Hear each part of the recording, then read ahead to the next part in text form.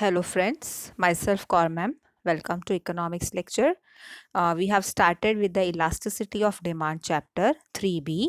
In the last lecture in that chapter we have discussed about the different methods of calculating elasticity of demand. In that we have discussed three different methods of calculating elasticity of demand. In today's lecture, we are going to see the factors influencing the elasticity of demand and the significance of concept of elasticity of demand. Okay. Now, before starting with the topic, let's revise what do you mean by elasticity. Elasticity means responsiveness of change in demand due to change in price. That means अगर price में कुछ भी change होता है और वो price में change होने की वजह से अगर डिमांड में कुछ चेंज होता है तो उसको इलास्टिसिटी बोलते हैं. अभी इलास्टिसिटी ऑफ डिमांड जो है बहुत सारे फैक्टर्स पर डिपेंड करता है. Let's discuss one by one which are the different factors influencing the elasticity of demand. लेकिन ये टॉपिक स्टार्ट करने से पहले दो कॉन्सेप्ट आपके दिमाग में बहुत क्लियर होने चाहिए. एक तो है इनइलास्टिक और दूसरा है इलास्टिक. नाउ इनइलास्टिक का मतलब है no change. Even if there is change in the price but there is no change in the demand, उसको बोलते हैं inelastic. और सेकेंड है elastic which means change. That is if there is change in the price of a commodity definitely there will be change in the demand of a commodity. तो inelastic means no change और elastic means change. Now let's start with our topic, factors influencing the elasticity of demand. Now in that very first point is the nature of commodity. Now by nature we can classify commodity as necessaries, comforts and luxury goods.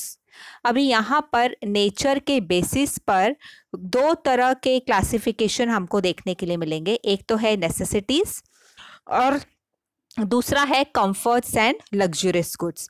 अभी necessities किसको बोलते हैं? Food, clothing, shelter, education, health, ये सारे goods जो है necessities में आते हैं. दैट मीन्स ये ऐसी चीज़ें हैं जिनके बिना हम सरवाइव नहीं कर सकते. तो ऐसे गुड्स जो नेसेसिटीज़ हैं, लाइक यहाँ पर एग्जांपल दिया है food grains, medicines, text book, इनकी डिमांड कैसी रहेगी? Inelastic. That means even if there is change in the price of a commodity, इनकी डिमांड पर बहुत ज़्यादा अफेक्ट देखने के लिए हमको नहीं मिलेगा. जब ऐसा है तो उसको बोलते हैं रिलेटिवली इनइलास्टिक. तो नेसेसिटीज़ के केस में जो है इलास्टिसिटी हमको कैसे देखने के लिए मिलेगी? Inelastic. And in case of comforts and luxurious goods, अभी कंफर्ट्स एंड लग्जरियस गुड्स का मतलब है वो गुड्स जिनको हमने अपनी लाइफ को कंफर्टेबल बनाने के लिए या लग्जरियस लाइफस्टाइल के लिए जिनको हम यूज़ करते हैं, ऐसे गुड्स. अभी ऐसे गुड्स की डिमांड क्या रहेगी? इलास्टिक. दैट मीन्स अगर प्राइस में चेंज होता है तो उनकी डिमांड में भी चेंज होगा. सो यहाँ पर on the basis of nature कितने तरह की कमोडिटीज़ हैं? दो. एक तो है नेसेसिटीज और दूसरा है कंफर्ट्स एंड लग्जरीज. नेसेसिटीज की डिमांड कैसी रहेगी? Relatively inelastic. और जो कंफर्ट्स एंड लग्जरीज है उनकी डिमांड कैसी रहेगी? Relatively elastic. Second is the availability of substitutes. Now availability of substitutes means what? Let's see. Demand for a commodity will be more elastic. That means elastic if its close substitutes are available in the market. मतलब ऐसे goods जिनके substitutes market में available हैं, ऐसे goods की demand elastic रहेगी. For example tea and coffee, या यहाँ पर जो एग्जाम्पल दिया है lemon juice and sugar cane juice. That means अगर एक के प्राइस में कुछ भी चेंज होता है तो customer will switch over to another product. Consumer वो प्रोडक्ट को छोड़ के दूसरा प्रोडक्ट खरीदेगा क्योंकि उसके सब्सटीट्यूट्स मार्केट में अवेलेबल है. सो ऐसे गुड्स जिनके सब्सटीट्यूट्स मार्केट में अवेलेबल हैं उनकी डिमांड कैसी रहेगी? इलास्टिक. मीन्स अगर प्राइस में कुछ भी चेंज होता है तो डेफिनेटली डिमांड में चेंज होगा. लेकिन कुछ गुड्स ऐसे हैं जिनके सब्सटीट्यूट्स मार्केट में अवेलेबल नहीं है, लाइक मैच बॉक्स और सॉल्ट. अभी ये ऐसे गुड्स हैं जिनका सब्स्टिट्यूट नहीं है, सॉल्ट का सब्स्टिट्यूट नहीं है। अगर हमको खाने में सॉल्ट यूज करना है तो हम सॉल्ट ही यूज कर सकते हैं, उसकी जगह कोई और चीज हम खाने में नहीं डाल सकते। तो यहाँ पर ऐसे गुड्स जिनके सब्स्टिट्यूट्स मार्केट में अवेलेबल नहीं है, उनकी डिमांड में कुछ भी चेंज हमको देखने के लिए नहीं मिलेगा, even if there is change in the price of a commodity. So अगर गुड्स, ऐसे गुड्स जिनके सब्स्टिट्यूट्स मार्केट में अवेलेबल हैं, ऐसे गुड्स की डिमांड कैसी रहेगी? इलास्टिक। और ऐसे गुड्स जिनके सब्स्टिट्यूट्स मार्केट में अवेलेबल नहीं है, ऐसे गुड्स की डिमांड कैसी रहेगी? Inelastic. Next is your third point is your number of uses. अभी नंबर ऑफ यूजेस का मतलब है कि ऐसे गुड्स मीन्स गुड्स को हम कितनी बार यूज कर सकते हैं, that is the number of uses. Now let's see, single use goods have less elastic demand. अभी सिंगल यूज गुड्स का मतलब होता है ऐसे गुड्स जिनको हम एक ही बार सिर्फ यूज कर सकते हैं और उसके बाद वो यूज करने के लायक नहीं रहते, ऐसे गुड्स को सिंगल यूज गुड्स बोलते हैं। फॉर एग्जाम्पल कोल। अब यहाँ पर कोल का एग्जाम्पल दिया है। कोल को अगर हम लेते हैं और उसको यूज करते हैं तो वो एक ही बार में खत्म हो जाता है, मीन्स वो दोबारा यूज करने के लायक नहीं रहता। ओके उसके बाद आप स्ट्रॉ का एग्जाम्पल ले सकते हैं, प्लास्टिक स्ट्रॉ का एग्जाम्पल ले सकते हैं, प्लास्टिक ईयरबड्स का एग्जाम्पल ले सकते हैं। ये ऐसे गुड्स हैं जो कैसे हैं? सिंगल यूज, मतलब एक बार आपने यूज किया तो वो दोबारा से रीयूज करने के लायक नहीं रहते। Okay and multi use goods कौन से होते हैं? जिनको आप बार बार यूज कर सकते हो। फॉर एग्जांपल नीडल है, स्पून है, ग्लास जार्स हैं, ऐसे प्रोडक्ट्स जिनको आप बार बार यूज कर सकते हैं, ऐसे गुड्स की डिमांड कैसी रहती है? इलास्टिक रहती है। ओके और ऐसे गुड्स जिनको जो है एक सिंगल यूज होता है, उनको आप दोबारा से यूज नहीं कर सकते, ऐसे गुड्स की डिमांड आपको कैसे देखने के लिए मिलेगी? लेस इलास्टिक या इनइलास्टिक देखने के लिए मिलेगी। Next point is habits. अभी हैबिट्स का मतलब होता है आदतें। कुछ गुड्स ऐसे होते हैं जो हम आदत की वजह से यूज करते हैं। Okay out of habits we are using them. For example बहुत सारे लोग जो चाय पीते हैं या कॉफ़ी पीते हैं, वो एक स्पेसिफिक ब्रांड ही प्रेफर करते हैं। वो ऐसा क्यों है? बिकॉज उनको वो ब्रांड की हैबिट हो चुकी है। या फिर आप देखेंगे बहुत सारे ऐसे लोग हैं जो परफ्यूम्स यूज़ करते हैं, वो एक स्पेसिफिक ब्रांड के परफ्यूम्स ही यूज़ करते हैं, वो दूसरे ब्रांड के परफ्यूम्स यूज़ करना प्रेफर नहीं करते। ऐसा क्यों है? बिकॉज उनको वो चीज़ का हैबिट हो चुका है। सो ऐसे गुड्स जो हम आउट ऑफ हैबिट यूज करते हैं, ऐसे गुड्स की डिमांड आपको कैसी देखने के लिए मिलेगी? Inelastic. That means even though the price is high, ऐसे गुड्स का अगर दाम बढ़ भी जाता है तो उनकी डिमांड पर बहुत ज्यादा या ना के बराबर हमको चेंज देखने के लिए मिलेगा। फॉर एग्जाम्पल ड्रग्स हैं या एडिटेड गुड्स का एग्जाम्पल मैंने आपको बताया कि स्पेसिफिक ब्रांड ऑफ टी और कॉफी और स्पेसिफिक ब्रांड ऑफ परफ्यूम्स। तो यहाँ पर हम देखेंगे कि आउट ऑफ हैबिट्स जो हम गुड्स यूज करते हैं, उनकी डिमांड कैसी रहेगी? Inelastic. Means even if there is change in the price of a commodity, there will be no change in the demand. Next is your durability. अभी durability का मतलब है कि shelf life of a goods. Okay goods की life कैसी है? अभी जो ड्यूरेबल गुड्स होते हैं उनकी लॉन्ग लाइफ होती है और जो पेरिशेबल गुड्स होते हैं उनकी वेरी शॉर्ट लाइफ होती है। अभी the demand for durable goods is relatively elastic. Means ऐसे गुड्स जो ड्यूरेबल होते हैं उनकी डिमांड कैसी होती है? इलास्टिक होती है, क्योंकि हम उनको बार बार नहीं खरीदते हैं। For example furniture and washing machine. Okay और ऐसे गुड्स जो पेरिशेबल होते हैं, ओके ऐसे गुड्स की डिमांड कैसी रहेगी? इनइलास्टिक। फॉर एग्जाम्पल मिल्क है या वेजिटेबल्स है। अभी आप इसका एग्जाम्पल हम ले सकते हैं कि इवन अभी ये जो कोरोना पेंडेमिक चल रहा है, इवन कोरोना के टाइम पर भी आप देखेंगे कि मिल्क या वेजिटेबल्स ऐसे जो गुड्स हैं, इनकी डिमांड कैसी थी? इनइलास्टिक थी। तो आप देखेंगे कि पेरिशेबल गुड्स जो होते हैं उनकी डिमांड कैसी रहती है? इनइलास्टिक। और जो ड्यूरेबल गुड्स होते हैं उनकी डिमांड कैसी रहती है? इलास्टिक। दैट मीन्स अगर ड्यूरेबल गुड्स के प्राइस में चेंज होता है तो डेफिनेटली डिमांड भी अफेक्ट होगा। लेकिन अगर पेरिशेबल गुड्स का एग्जांपल लेते हैं तो प्राइस की वजह से डिमांड में हमको ज्यादा चेंज या ना के बराबर चेंज देखने के लिए मिलेगा। Next is your complementary goods. अभी ये कॉम्प्लीमेंट्री गुड्स कौन से होते हैं? अभी complementary goods are those goods जिनको हम कॉम्बिनेशन में या साथ में यूज करते हैं। For example T. अभी चाय बनाने के लिए आपको चाय पत्ती चाहिए, शक्कर चाहिए, you need a milk, okay, then only जो है आप चाय बना पाएंगे। तो ऐसे गुड्स को जिनको हम साथ में यूज करते हैं, like pen and ink, shoes and socks, ऐसे गुड्स को कॉम्प्लीमेंट्री गुड्स बोलते हैं। और ऐसे गुड्स जो कॉम्प्लीमेंट्री गुड्स होते हैं, the demand for the commodity which is used in conjunction, conjunction मतलब साथ में, together with other commodity to satisfy a single want, एक वांट को सेटिस्फाई करने के लिए जब हम एक से ज्यादा कमोडिटीज को जो है साथ में लेकर के आके यूज करते हैं, ऐसे गुड्स को कॉम्प्लीमेंट्री गुड्स बोलते हैं। और इनकी डिमांड कैसी रहेगी? Want is relatively inelastic. इनकी जो वांट कैसी है? इनइलास्टिक है। अभी यहाँ पर एग्जांपल दिया है, for example a fall in the price of a mobile handset. अगर मोबाइल का प्राइस कम हो गया है, may lead to rise in the demand for SIM cards. अभी मोबाइल का प्राइस कम हो गया है तो किसकी डिमांड बढ़ जाएगी? सिम कार्ड्स की, बिकॉज इट इज ऑब्वियस कि अगर हम मोबाइल फोन खरीदेंगे तो हमको सिम कार्ड्स भी चाहिए। So in case of a complementary goods demand कैसी रहेगी? इनइलास्टिक।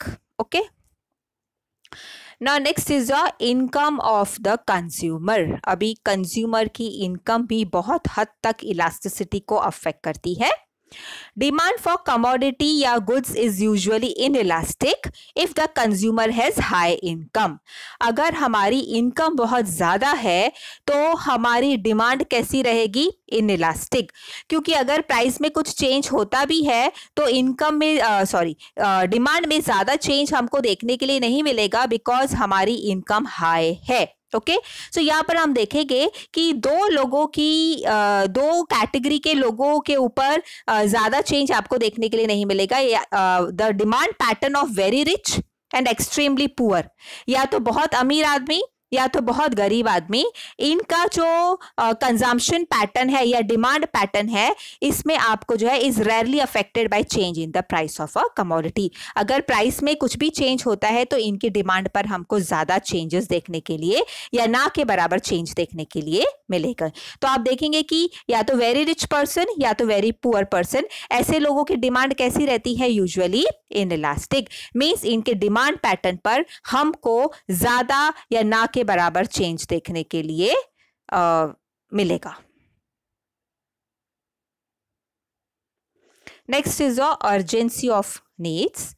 नाउ अर्जेंसी का मतलब है कि ऐसे गुड्स जो हमारे लिए बहुत ज़रूरी हैं या अर्जेंट बेसिस पर अगर हमको उनकी रिक्वायरमेंट है तो ऐसे गुड्स की डिमांड इनइलास्टिक रहती है। Okay, for example medicine. Okay, अभी अगर आपको मेडिसिन की बहुत ज़्यादा ज़रूरत है, if someone is not well, अगर किसी की तबीयत खराब हो गई है तो उसको सबसे ज़्यादा ज़रूरत किस चीज़ की है? मेडिसिन की है, दवाइयों की है। तो ऐसे केस में जब हमारी वांट बहुत अर्जेंट है तो हमारी डिमांड कैसी रहेगी? इनइलास्टिक। अभी यहाँ पर आप एक और एग्जांपल ले सकते हैं, like for food for babies, छोटे बच्चों का जो खाना रहता है, like Cerelac and milk powder वगैरह व्हाटएवर उनको दिया जाता है। अगर ऐसे गुड्स का अगर हम एग्जांपल लेंगे तो वो अगर खत्म हो गए हैं तो हमारी सबसे ज्यादा जरूरी क्या है? ऐसे गुड्स को खरीदना जो हमारे लिए बहुत अर्जेंट है। तो those goods which are urgently needed will be relatively inelastic demand. उनकी डिमांड कैसी रहेगी? इनइलास्टिक। अभी for example medicine. Okay, now in case of luxurious goods जो हमारे लिए बहुत जरूरी नहीं है या अर्जेंट नहीं है, तो लेस अर्जेंट गुड्स के केस में हमारी डिमांड कैसी रहेगी? Elastic demand. मींस अगर ऐसे गुड्स जो अर्जेंट नहीं है, अगर प्राइस में कुछ चेंज होता है तो डेफिनेटली डिमांड में भी चेंज देखने के लिए मिलेगा। So if the goods are required on urgent basis, उनकी डिमांड इनइलास्टिक रहेगी, और ऐसे गुड्स जिनकी अर्जेंसी नहीं है उनकी डिमांड इलास्टिक रहेगी। And the last point of factors influencing the elasticity of demand is time period. Now, time period means what? Let's see. Elasticity of demand is always related to period of time. It varies with the length of time period. Generally speaking, longer the duration of period, greater will be the elasticity. जितना ज्यादा समय रहेगा उतनी ज्यादा elasticity होगी। ऐसा क्यों होगा? This is because a consumer can change the consumption habit in a long run in favour of cheaper substitute. अगर आपको समय ज्यादा मिलता है, टाइम पीरियड ज्यादा रहता है, तो कंज्यूमर को ज्यादा टाइम मिलता है और वो अपनी हैबिट्स को चेंज कर सकता है चीपर सब्स्टिट्यूट्स को ऑप्ट करने के लिए। तो यहाँ पर हम देखेंगे कि अगर टाइम पीरियड ज्यादा है तो डिमांड कैसी रहेगी? इलास्टिक रहेगी। और अगर टाइम पीरियड शॉर्ट है तो डिमांड कैसी रहेगी? Inelastic. Okay, so these were the factors influencing the elasticity of demand. अगर एग्जाम में ये क्वेश्चन आता है for 4 marks, तो you're supposed to write all the 9 points and explain them in detail. Okay, now let's proceed with the next topic, that is the importance of elasticity of demand. अभी importance of elasticity of demand का मतलब है कि ये जो elasticity का concept है ये किन लोगों के लिए इम्पॉर्टेंट है या कहाँ पर ये कॉन्सेप्ट का बहुत ज़्यादा यूज होता है. Now let's see with the topic. The concept of elasticity of demand is of great importance to producers, farmers, workers and government. Okay. अभी इन लोगों के लिए concept of elasticity बहुत useful है. Lord Keynes, he is also a great economist. Consider this concept to be most important contribution of Alfred Marshall. उनके हिसाब से भी ये जो कॉन्सेप्ट है इलास्टिसिटी का जो कि अल्फ्रेड मार्शल ने दिया है is very important. Significance of concept become clear from the following applications. Now let's see one by one कि ये concept of elasticity जो है किस तरह से useful होता है. Now very first it is importance to the producer. Now producer किसको बोलते हैं? Producer is a person who produce the goods and services and supply those goods and services in the market. Producer किसको बोलते हैं? जो goods and services को produce करते हैं और उनको market में supply करते हैं उनको producer बोलते हैं. अभी producer के लिए ये elasticity का concept helpful कैसे है? Let's see. Every producer has to decide the price of his product at which he has to sell it. अभी हर प्रोड्यूसर को या सप्लायर को अपने प्रोडक्ट का दाम डिसाइड करना होता है जिसके ऊपर वो अपना प्रोडक्ट जो है मार्केट में बेचेगा. अभी इसके लिए इलास्टिसिटी का कॉन्सेप्ट बहुत इंपॉर्टेंट है. अभी ये कैसे इंपॉर्टेंट है उसके लिए?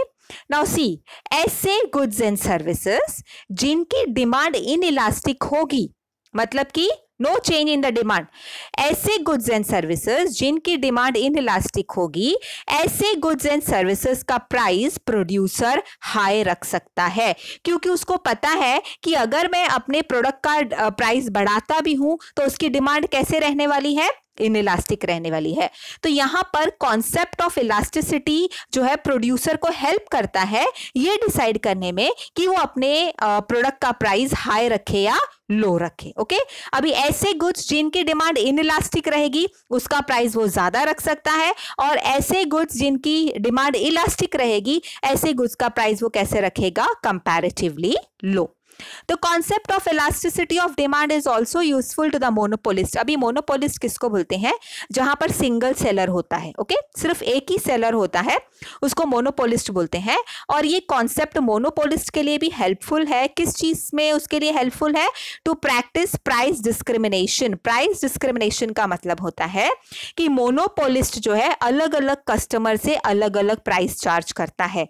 अभी यहाँ पर ऐसे कस्टमर जिनके लिए वो प्रोडक्ट की डिमांड इनइलास्टिक होगी उनसे वो ज्यादा प्राइस ले सकता है और जिनके लिए वो प्रोडक्ट की डिमांड इलास्टिक होगी उनसे वो कम प्राइस ले सकता है.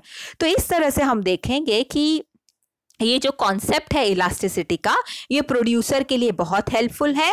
कैसे हेल्पफुल है? प्रोड्यूसर को अपने प्रोडक्ट का प्राइस डिटरमाइन करने में ये हेल्प करता है. कैसे हेल्प करता है? अगर प्रोड्यूसर को पता है कि मेरा प्रोडक्ट जो है उसकी डिमांड इनइलास्टिक है तो वो उसका प्राइस ज्यादा रख सकता है. Okay, and it is also useful for the monopolist. किस चीज में मोनोपोलिस्ट को वो यूजफुल है? for the price discrimination. Okay, so in this way producer के लिए ये जो concept है elasticity का बहुत ही important होता है. Now the second one is importance to government. Now let's see how the concept of elasticity is important for the government. अभी यहाँ पर गवर्नमेंट के लिए इलास्टिसिटी का कॉन्सेप्ट बहुत इंपॉर्टेंट है टैक्सेशन पॉलिसी को डिटरमाइन करने के लिए. नाउ टैक्सेशन पॉलिसीज मतलब आपको पता है कि टैक्स कितना इम्पोज करना है, बिकॉज यू ऑल नो कि tax is a very important source of revenue for the government. Government को का जो रेवेन्यू का सोर्स है या जो आमदनी का सोर्स है वो क्या है, टैक्स है. तो यहाँ पर ये जो कॉन्सेप्ट ऑफ इलास्टिसिटी है ये गवर्नमेंट को टैक्सेशन पॉलिसीज डिटरमाइन करने में हेल्प करता है. अभी कैसे हेल्प करता है? अभी ऐसे गुड्स एंड सर्विसेज जिनकी डिमांड इनइलास्टिक होगी, ऐसे गुड्स एंड सर्विसेज पर गवर्नमेंट ज्यादा टैक्स इंपोज कर सकती है, बिकॉज गवर्नमेंट को पता है कि अगर हम इसके ऊपर ज्यादा टैक्स इंपोज करते हैं, अगर इनका प्राइस बढ़ भी जाता है तो इनकी डिमांड कैसी है, इनइलास्टिक है. मतलब इनकी डिमांड पर कुछ बहुत ज्यादा अफेक्ट होने वाला नहीं है.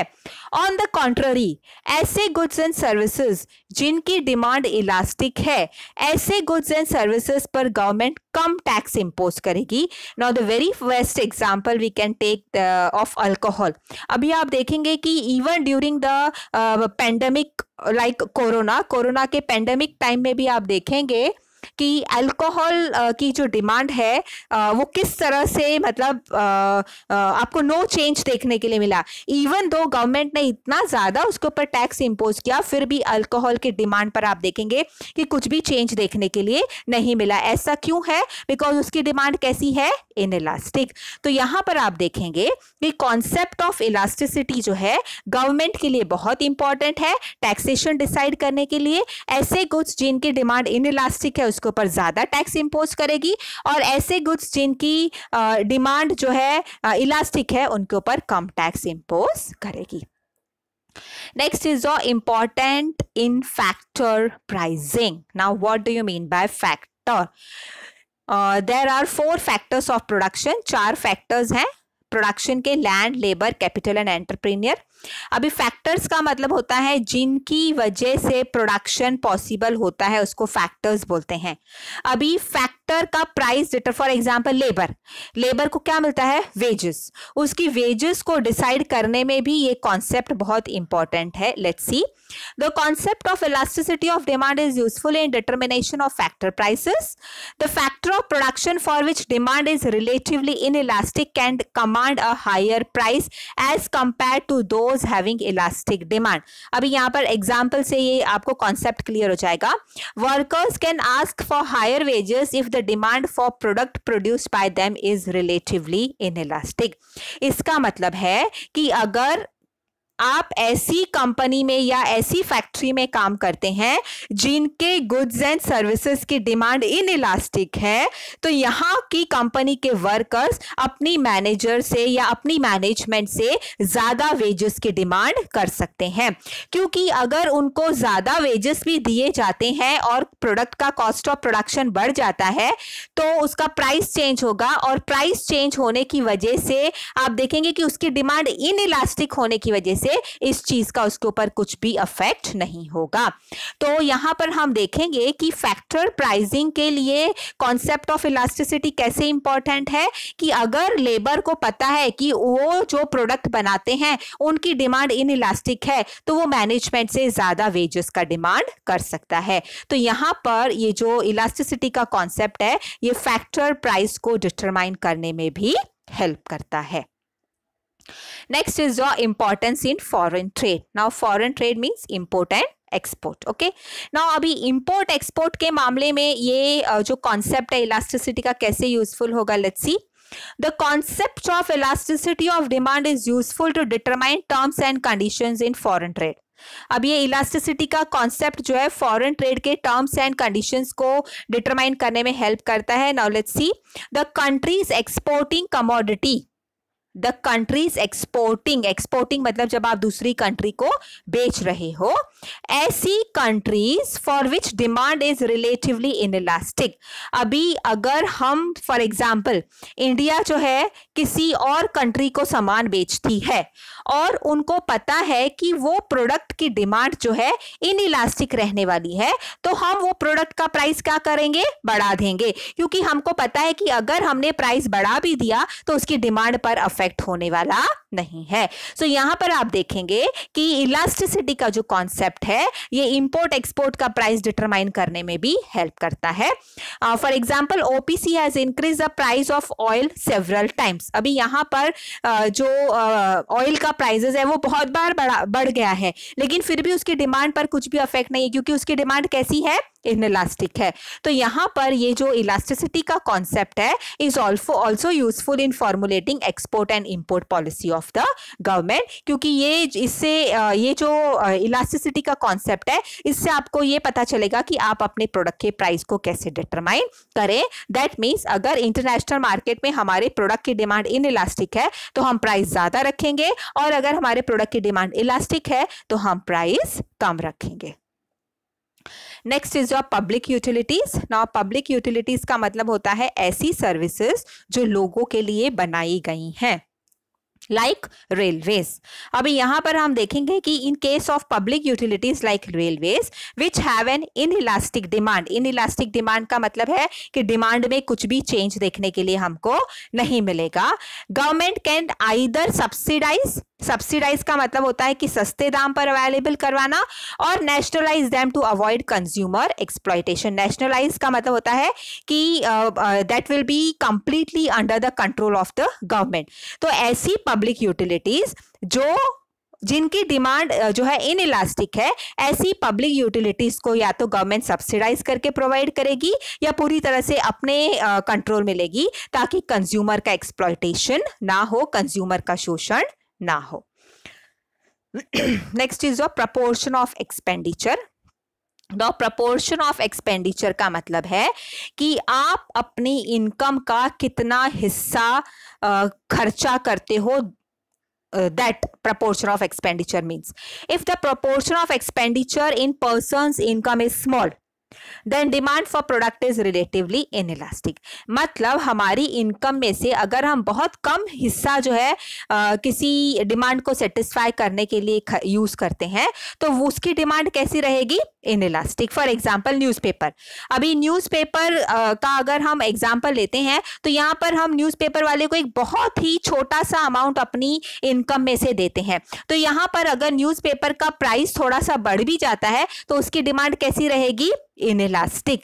लेकिन अगर ऐसा गुड्स एंड सर्विसेज हैं जिसके लिए हम अपनी इनकम का बहुत बड़ा हिस्सा अगर स्पेंड करते हैं तो उनकी डिमांड कैसी रहेगी, इलास्टिक। दैट मीन्स अगर ऐसे गुड्स एंड सर्विसेज के प्राइस में कुछ भी चेंज होता है तो डेफिनेटली डिमांड भी चेंज होगी। सो यहाँ पर proportion of expenditure also is very important जो है इलास्टिसिटी ऑफ कॉन्सेप्ट के लिए। ओके, सो यहाँ पर हमने 6 पॉइंट्स देखे importance of elasticity of demand. Now again this question can come in the exam for 4 marks, and if it come for 4 marks you are supposed to write all the 6 points in detail. Okay, that's all for today.